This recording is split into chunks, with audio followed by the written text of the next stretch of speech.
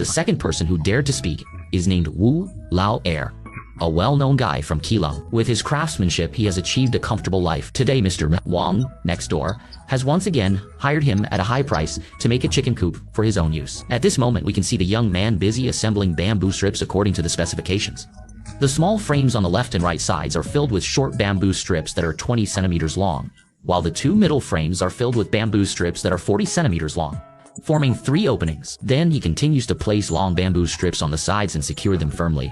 After a series of dazzling nail operations, the basic outline of the front side is completed, which is simply fantastic. Next, the young man made 3 small doors according to the size of the openings. I won't go into details here, so please pay attention to the operation details in the video. It is worth noting that the bamboo strips on both sides of the doors should be slightly longer than those in the middle, so that they can be easily inserted into the slots above and below the door openings. After finishing the front side, it can be set aside for later use, and then we can start making the back side of the chicken coop. Here, we also use 2 different sizes of bamboo. First, we build the framework, and then fill it with long bamboo strips, securing them firmly with nails. Some bamboo strips need to be added on top to ensure the structural integrity. The young man is indeed a famous craftsman. With his high efficiency, he quickly completed the entire backside with just a few moves. After it is finished, it is also set aside for later use. Next, we will make the bottom border of the chicken coop. The size of the bamboo strips here is different, and there should be gaps between the bamboo strips so that the chicken droppings can be discharged. It is worth noting that the inserted bamboo strips are longer than the ones at both ends.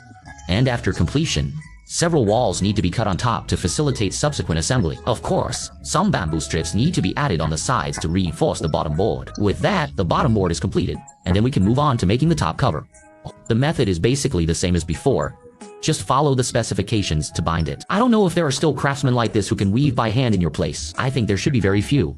I wonder if such craftsmanship can bring you some wealth. Please show your support and encouragement by liking this post. Thank you very much. Lastly, we need to make the side panels. Place the bamboo strips between 2 square woods, bind them firmly, and then press on the finishing strip. On top, we add the same decorative pattern as on the front. Of course, the protruding nails and support feet on the back also need to be dealt with. We need 4 such side panels, and now it's time for the final assembly. First, connect the front side with the side panels, insert the inner side panels after binding, then cover with the bottom board, and let the previously reserved slots fit into the wooden pieces. Then, cover with the back side. Once all 3 sides are firmly fixed, the small doors can be installed, followed by the top cover. With that, a very simple and beautiful chicken coop is successfully completed. With 3 luxurious single rooms, the chicks will surely thrive in such a comfortable environment. Friends in need, please like and save this post.